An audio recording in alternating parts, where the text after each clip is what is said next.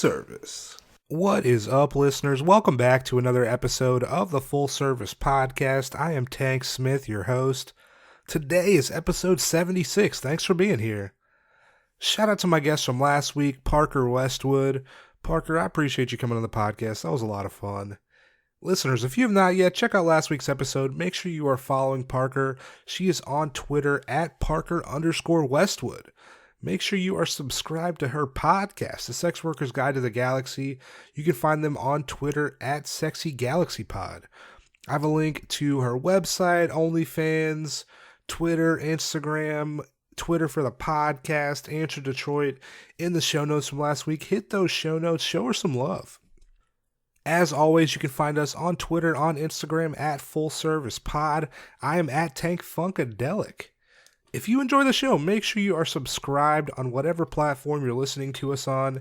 Hit that subscribe button, that like button. You'll be alerted as soon as those new episodes drop. We just joined a few new platforms, I think like Amazon Music and Audible, Radio Public, and a couple others within the past month or so. So if you are coming from there, first time listener, maybe second time, third time, fucking welcome back. Thanks for being here. I really appreciate it. If you have an iPhone, if you're listening on Apple Podcasts, make sure to hit us with a 5-star rating. If you write a review, I will read it on the podcast. It doesn't even have to be good. I will read it. It's my favorite thing. I love reading reviews of the podcast. I'm like, people are listening. But no, hell yeah. If you could do that, that'd help us out. Ratings and reviews help the podcast so much for visibility. So if you could do that, love you forever. I'll send you a sticker. Let me know, and I'd be happy to send you a Full Service Podcast sticker. Let's make it happen. So we launched Patreon for the podcast in November of last year, and basically Patreon, it's a place where you can hear exclusive episodes that you cannot hear on the main feed. It's a good way to support the show. We have at least one Patreon exclusive episode each month. Our February Patreon exclusive episode dropped on Friday. So if you want to hear that, one of the best episodes, I will say, that I feel like, I've ever recorded for the podcast. So I mentioned it on, I guess, in a couple interviews and maybe some solo episodes if you listen to those. But I was basically in a relationship from May until January with a sex worker. We recently broke up, and before we broke up, we had kind of talked about maybe doing a Patreon episode where we talk about our relationship, dating, and stuff like that. And that never happened. And when we broke up, I asked her, I was like, hey, would you want to record an episode, where we talk about our relationship, dating, and sex work, kind of what we've been through together. And she was like, yeah. So we sat down, we recorded a couple weeks ago. Great conversation. Honestly, like I said, it's to me one of the best episodes we've ever recorded. We talk about our relationship. We went on tour together. Basically, we talk about that, surviving the pandemic. And so if you want to hear that, fucking Patreon. Patreon's such a good way to support the show. Patreon.com/fullservicepod. Like I said, we have at least one Patreon exclusive episode each month. Hey, check it out. It's a good time over on Patreon. Today, episode 76. What are we doing? I plan to do a solo episode this week, and I don't know. I feel like I couldn't. I've definitely recorded solo episodes. You probably heard them where I basically ramble about nothing. I feel like it's been a while since I've done that, but where I feel like I don't know what to talk about, and then I'm just end up reading something, or just ramble about nothing, and I'm I don't want to fucking do that to you. I want to, if you're taking the time to listen to the podcast, I want you to enjoy it. I want it to be worth your time, and I want it to you enjoy the podcast. And the last solo episode I did, at the end, I played an interview from Margo St. James, who was a sex worker rights activist, feminist, that recently passed away in January. And at the end of that episode, I think it was, if this is 76, that would have been 73. I played an interview from her from 1985. And if you've not listened to it, fucking such a good interview. And so what I wanted to do, instead of playing, another me interviewing anybody. We'll be back to that next week, or like a solo episode where I got to talk about different shit. I was like, let me play another Margo St. James interview. So that's what I'm gonna do. This one is from 1973. She was interviewed by Jan Legnito. So what I'm gonna do, I'm gonna play this interview. It's I think it's maybe like 35-ish minutes or so. But it's crazy just to hear like something that was recorded like 48 years ago. And, she's saying a lot of the same things that people are saying now about sex work. And, it's crazy to see how much has changed and what, still needs to be changed. And so I think you'll really enjoy it. If you like I like history, I like hearing the past, and especially something like I looked on the web. I was able to license this from the same people that licensed the last interview, Radio Pacifica Archives in North Hollywood. Shout out to Sean, bro, hooking that up.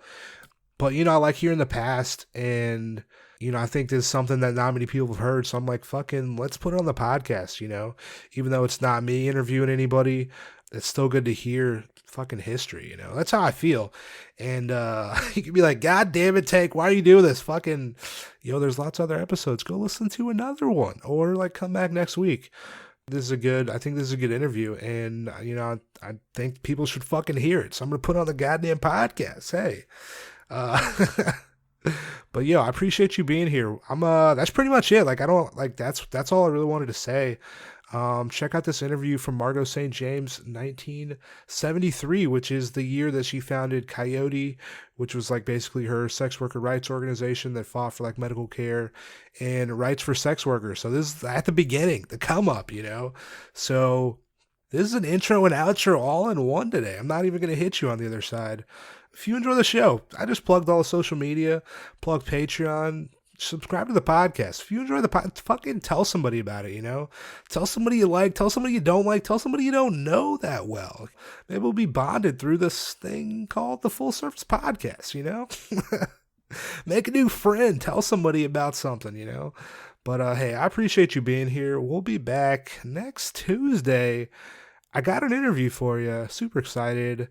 Am I going to tell you? No, I'm not, because I like to keep the suspense up, and also I'm not quite sure. But, I think I know who it's going to be.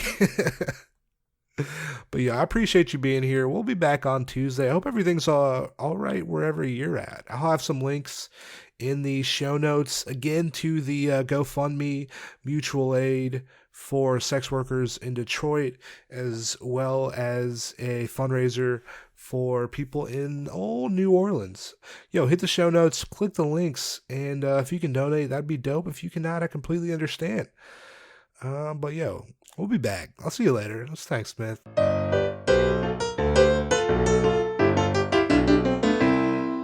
Today I'll be speaking with Margo St. James, who's a San Francisco prostitute and who has founded a prostitutes action group called Coyote to fight the one-sided prostitution laws which punish prostitutes but not their male customers. What gave you the idea to start a group like this? I've felt that the discriminatory enforcement was a waste of people's time and money, and very detrimental to the women themselves, and that the excessive punishment tends to blur the distinction in their minds between performing a service and committing an actual crime.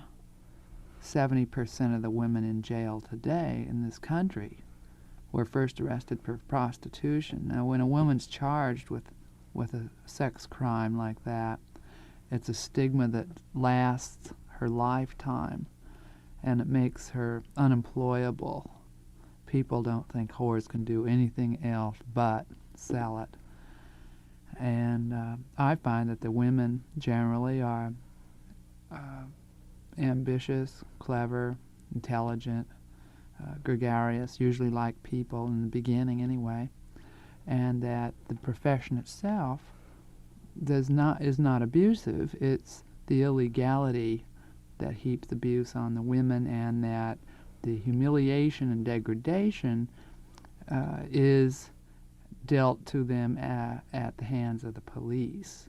You favor decriminalization as opposed to legalization of prostitution, and perhaps you could explain that. Well, the legalizing of this profession would be merely condoning it and would not remove the exploitive elements of the current policies. It would do nothing toward removing the stigma against women's sexuality. It would make Ronnie Reagan the pimp, and I don't think he'd make a very good one.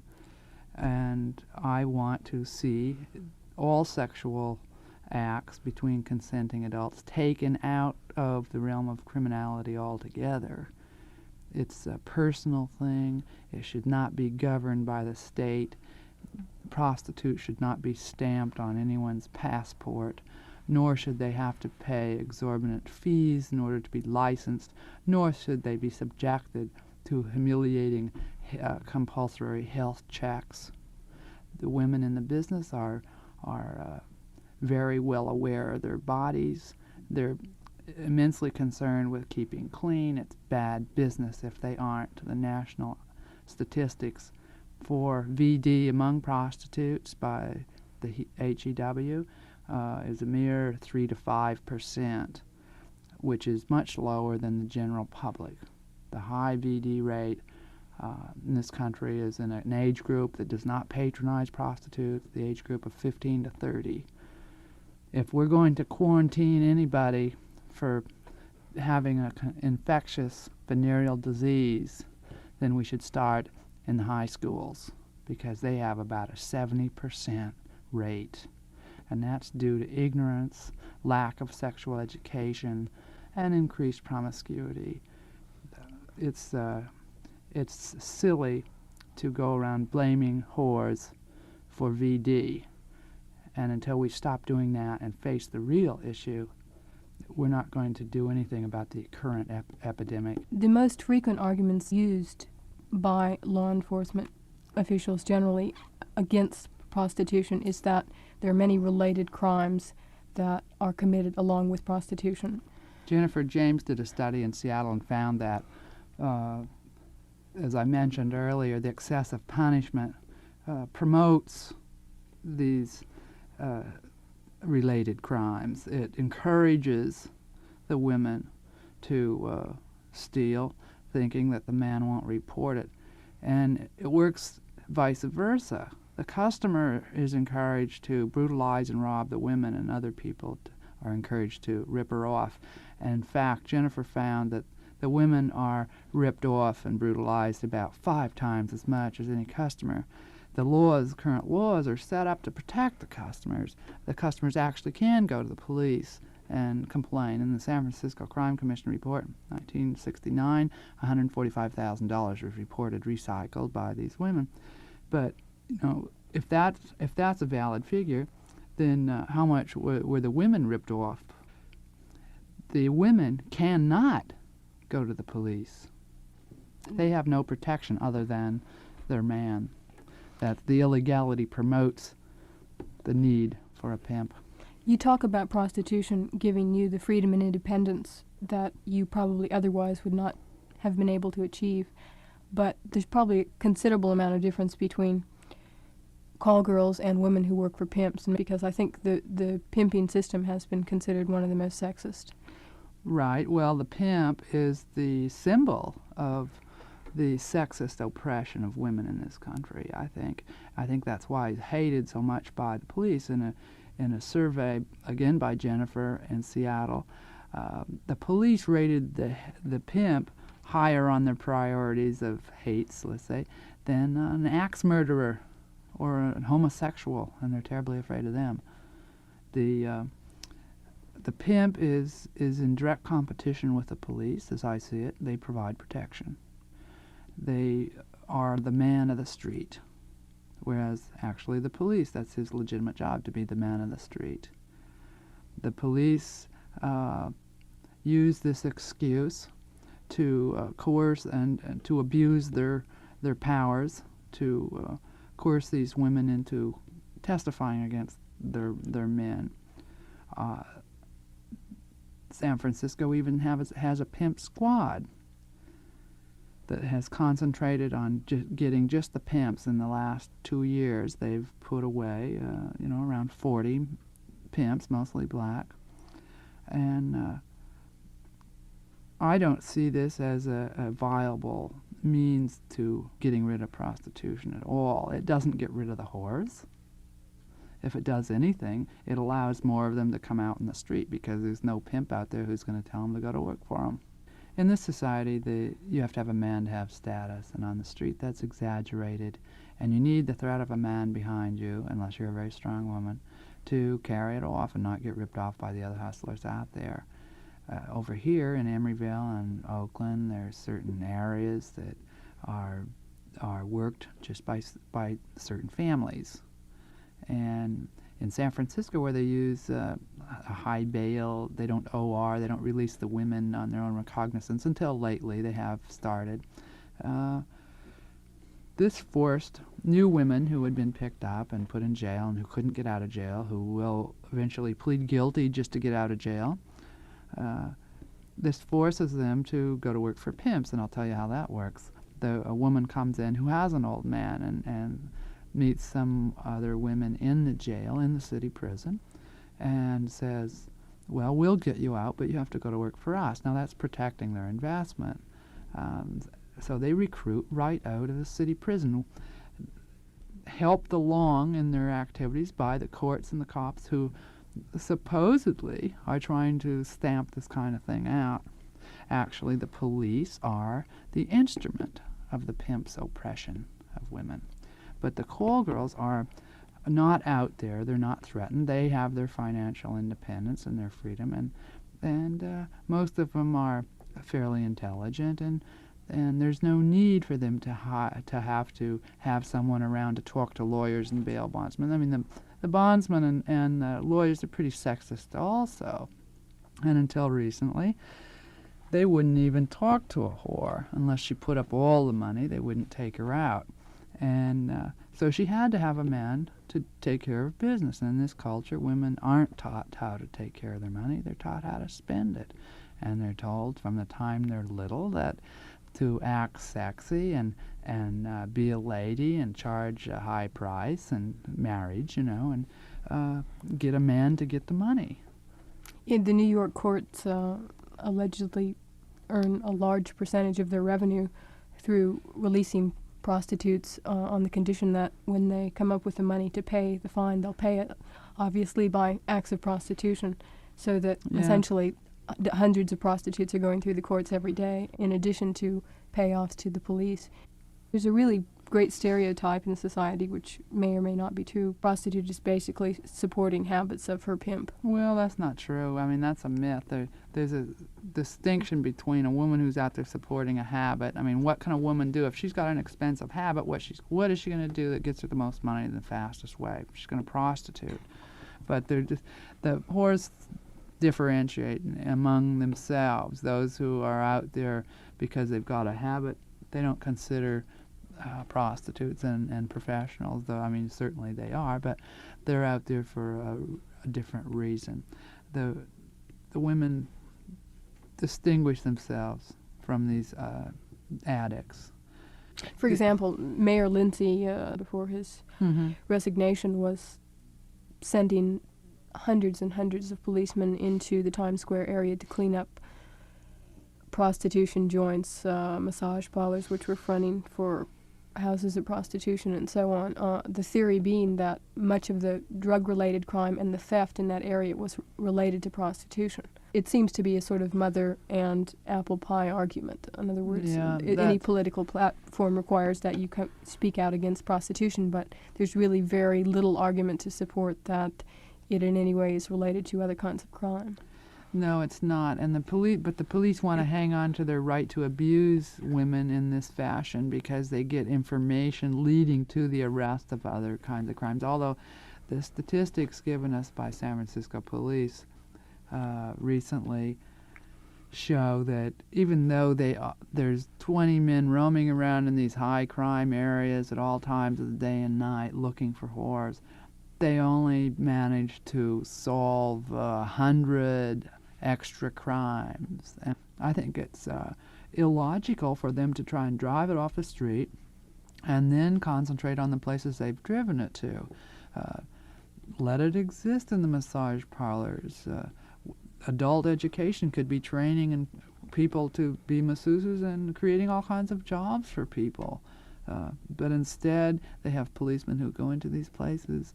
They ask for a massage, and then they solicit the woman after she gives them a rub.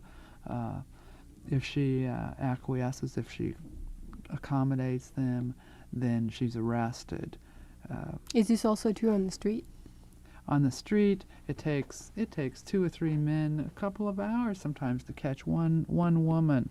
The cost to the taxpayers of the Vice Squad enforcing these kinds of sumptuary laws runs over the million mark in San Francisco.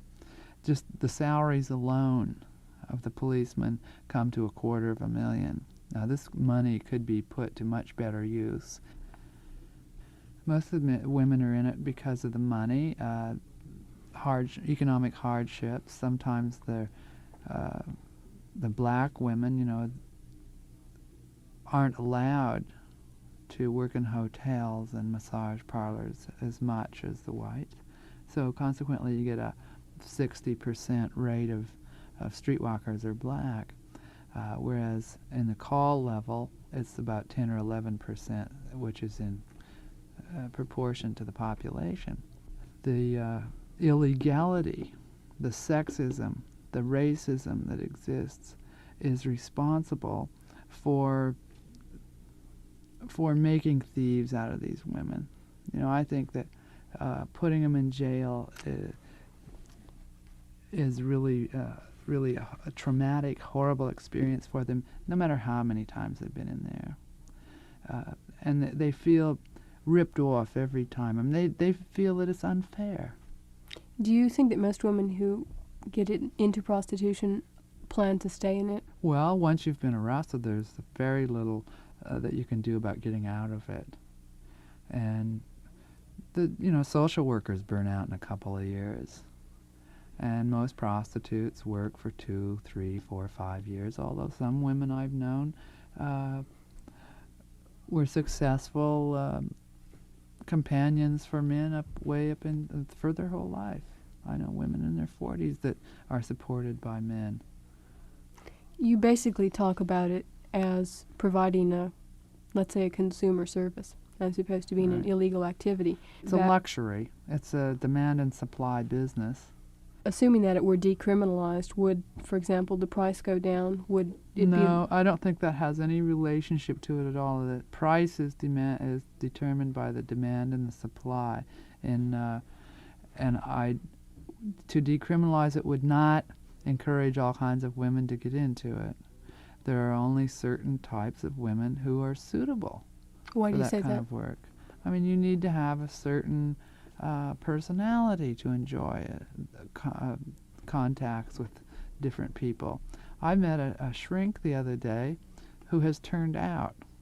She's become a sexual she was working as a sexual surrogate, but she felt when she was working as a psychologist that it was really a drain on her, that hearing all these problems, she'd much rather just go turn a trick and have a pleasurable, courteous relationship with someone instead of having to listen to all kinds of some of these problems and never being able to resolve them in any way, shape, or form. People who don't object to the decriminalization or legalization of prostitution on legal grounds often object to it on moral grounds, that you're basically taking what's supposed to be an intimate human act and turning it into a commodity like a can of soup. Well, I mean, if this culture is going to value virginity and think that and divide women into 2 groups, whores and madonnas, and there's a certain group of good women, there's got to be a certain group of bad women to take care of man's desires. I mean, his desires are legitimate. Women's aren't. Women aren't even supposed to have those kinds of desires. So this is why it exists. I think that it would phase out in 2 or 3 generations if we were granted equality. If we had equal pay and equal opportunity, women would soon be I see the demand growing all the time. Women want to have the right to hire someone to do them. Lots of times women involved with men romantically won't correct the man's technique. And so they're continually subjected to bad sex. A lot of women get into the business after experiencing a lot of bad sex and decide to start charging for it and finally get something out of it. But it's been traditionally, a lack of communication between the sexes about especially women's sexuality, and we're just beginning to get the word out what we like, and men have been kept in the dark. A lot of them don't have a clue. Most customers start off, I think, with the feeling that they don't have much time. They want a convenient interlude. They want friendship. They want a courteous relationship. Some of them want romance. Some of them need women to work with them to promote their business. Some of them like to go to a whorehouse in groups as sort of a form of entertainment. And some of them have little secret fetishes they want satisfied that they would not want to ask their wife for. And lots of people over 40, not in this area specifically, but in lots of parts of this country, don't participate in oral sex, and they wouldn't ask their wife to participate in it. But they go to a hooker to get that kind of thing done, or to do it to the hooker, and that's a very frequent occurrence. Lots of times if a man has enough money and enough time, he'll want 2 women at once, and that's due, I think, to takes the pressure off him to perform, plus he gets to see what they really like. It's illuminating. Most women will perform a double with other women in the business and not think of it as a homosexual act at all. It's an erotic experience, and it's done for pay. I found that maybe about 10% of the women in the business are lesbian, and in fact some of these women, once they started getting money for the sex from men, that it changed their outlook toward men. They were much more courteous and compassionate toward the men once they were getting paid for it. But as far as changing any personal and private sexual habits, the business doesn't seem to affect that at all. The women compartmentalize quite effectively. I think right now in this country, probably the most organized establishment cover for prostitution is massage salons. Certainly in New York City, by the admission of a number of women who work in them who I interviewed, there's one legit massage parlor in the city, and yet they continue under the guise of legitimate businesses and do very well. Now there's legislation proposed in a number of cities across the United States which would require masseuses to get licenses and pay a certain amount of money for those licenses. This is an obvious economic bias in the direction of people who choose to ignore prostitution but only allow women who can pay the price to practice as prostitutes. That's right. It's I don't want to see them fingerprinted and mugged either, mug shots. I would rather see them accepted as it is, although the integration into the experience industry is not all bad. I'd to have it as a strict sex for money exchange is one thing, but I like the massage thing. At least they're getting a lot of strokes on other parts of their body, and their sexuality isn't necessarily so genitally oriented. I think this is good. I would like to see the women trained a little more in how to do massage. If they're actually going to be licensed, I think they should be also schooled. But as you say, a minority woman or someone who is poor can't afford the couple $100 for the course, although some places allow you to work and then pay on a time basis.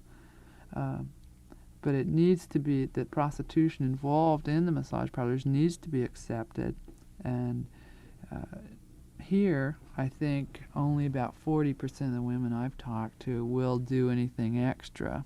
Now, and maybe another 40% of them are just too frightened to do it. They're too paranoid, don't know if the customer's a policeman or not. Many of the women will become friendly if the man comes back several times and she gets to know him. And You talk about fear of being arrested. What about the repercussions that you've experienced as a result of your work to organize prostitutes? I have had no bad feedback from anyone, and the pimps I know think I'm doing a great job and helping them. I've helped a couple of them get out of jail. And I don't feel that it's society's business what a woman does with her money any more than what a husband does with his money. And so he gives his check to his wife. Nobody says anything about it. And I feel that it's her personal choice, and the illegality, as I said again, promotes this relationship with someone who may or may not be exploitive. Many pimps I know are getting out of the flashy role and getting more into being like madams themselves. And New York has several what they call black madams, and these are black men who run houses. The guys on the street, there's a small number of pimps who are mean, but there's I think a larger number of suburban husbands who beat their wives. So you don't see that primarily as a role of exploitation of prostitutes? Well, no, because she's willingly giving him the money. Her man is her status symbol. Is that really true, though? I understand in a number of cases you have no choice but to work for a pimp if you're working on the street, or you will be out of business very fast. That if you choose to work on that street and it happens to be his street, then you better, work it out. That's what the illegality creates, that atmosphere, and makes it necessary, unless you're a very strong person, to work with other people. Do you think that the feminist movement, as it has affected primarily women's values about sex and about independence and so on, has affected the majority of women's attitudes about prostitution? Because I certainly don't feel that. I think a lot of them feel titillated by prostitution, and a lot of them would like to turn that one trick just to see what it's like. I recommend women turning a trick to see what it's like. They do it subtly, for a dinner or for a trip or whatever. I told Gail Sheehy that I felt her description of women was a superficial, stereotypical presentation, and that she really ought to turn a trick to get into the trip a little bit. She has a very strong police bias in her book, and she worked out of the precinct and got most of her information from the police regarding these women, even though the police were for legalizing or whatever, and the police I know are very like their jobs. They like the socializing with these women because these women are honest, straightforward. They can tell jokes. They don't have to act like proper little mama's boys in front of them, and they can relax, and consequently 8 policemen on San Francisco police force are married to hookers, ex-hookers, and that would speak highly of a woman who knows the score and understands and has a high level of compassion and so forth. Now, the police that are on the Vice Squad are also a victim. There's 3 victims in this crime. There's a woman who's definitely a victim at the hands of the police and oftentimes the customer, and sometimes the pimp. And then there's the customer who's ripped off, and he's certainly a victim. Then there's the cop. The cop is lying to these women on a very intimate level. And I wonder, how is that man's relationship to other women affected by this false participatory role that he plays in the line of duty? Personally, I've seen several men who working, let's say, in this line of work for more than 6 months, and these men are generally religious and idealistic, become corrupt and or sadistic. They have the opportunity to take money or sex from the women, or both. Some policemen are reported to be pimps themselves in San Francisco. And I've seen the evidence of their brutality and sadism. Some women will carry permanent scars from their encounters with these police. You mentioned Gail Sheehy's journalistic pieces on prostitution earlier, and I think that they're a fairly excellent example of what I consider to be the pandering to sensationalistic trips about prostitutes. A large number of articles in New York about the life of one prostitute, or under a sort of liberal radical guise of solid muckraking journalism. You get a lot of pieces which are basically what I would call yellow journalism, and trying to sell a lot of newspapers or a lot of magazines, and really done very little in the direction of decriminalization or legalization of prostitution. I think generally tend to reinforce the stereotypes which exist about prostitutes. Getting back to how most women in this country feel about prostitution, I think it's safe to say that clerical or secretarial jobs, which pay very low amounts of money, are considered far more preferable by most women than work as a prostitute. I know many secretaries who moonlight on the weekends, and I know many of them that I've met in women's groups who feel that what they're doing, kissing ass all week, 8 hours a day, is more of a prostitution to them than if they were having sexual relationships a couple of times a week, you know. You're basically still talking about something which persists in our society, about an attitude about a certain kind of activity which for one reason or another has been singled out. For example, I think you've mentioned that you might be interested in running for a political office, and yet it's considered far more acceptable in this society to have mafia associations, organized crime associations, but I think it would be very difficult to be elected, particularly if you were a prostitute yourself. It still reflects a particular attitude in which sex is isolated as a human activity. I have found that the climate and environment is super pro for prostitutes. In fact, I received a call this morning inquiring if I'd be interested in running for Congress. What do you think your chances would be of getting elected?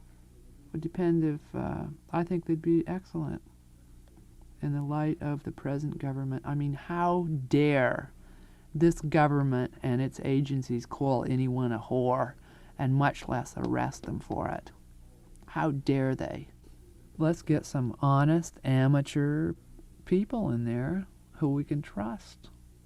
Maybe we can talk a little bit about Coyote, which is the organization you formed to organize for rights for prostitutes.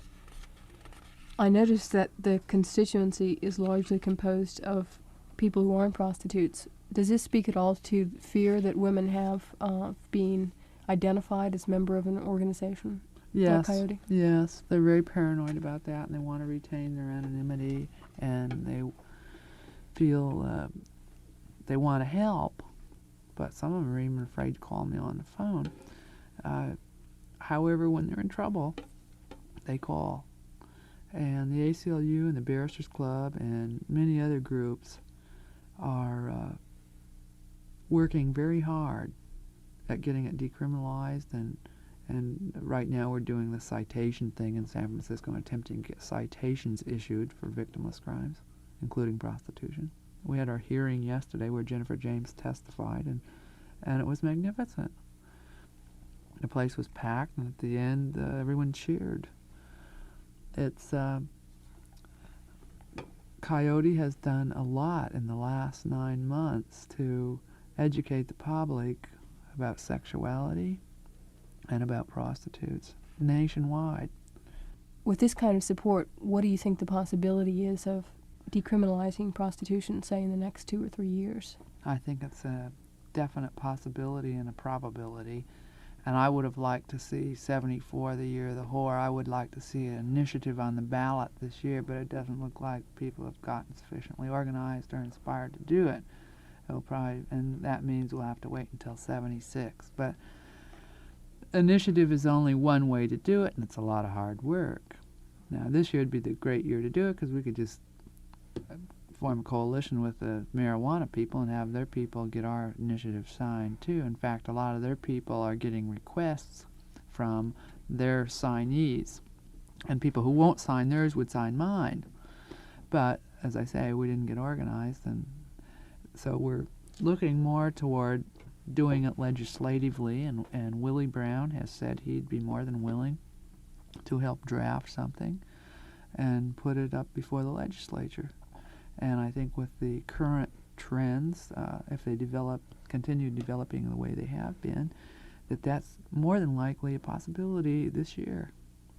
A lot of the women are demanding jury trials now, and the public defender's office in San Francisco is really doing a fabulous job. There are about 4 or 5 people on there who are willing to try the cases and are doing excellent jobs on them. We got an acquittal last week. But in the San Francisco juries are turning out pretty well, and in fact, it's hard to get enough people to say that they will enforce that law to make up a jury. I would like to say to the public that if you do feel that these laws are unjust, then it is your duty to get on that jury and hang it up and refuse to enforce them and let those women go. Do you think that jury selection with respect to prostitution has been stacked in such a way as to work against them in the past? Well, there are a lot of old people in there, but then the other day there were there were 3 young women on the jury too, and the reason they voted for acquittal was that it could just as easily have been them.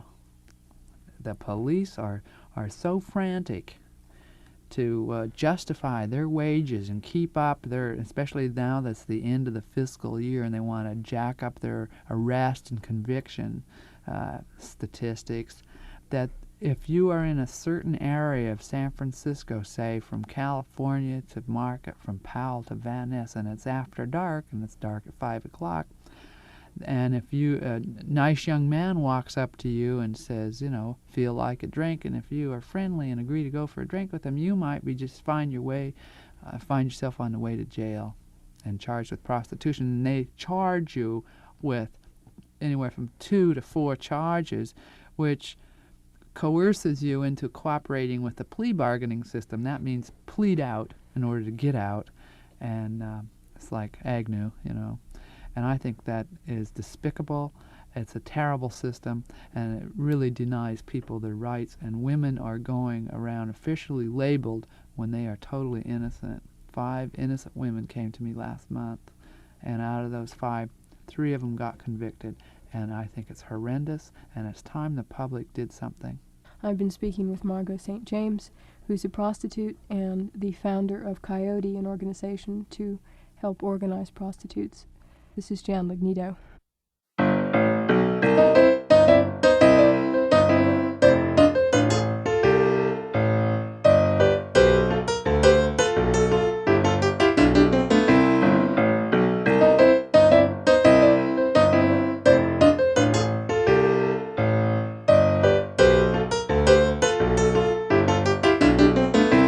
Full service.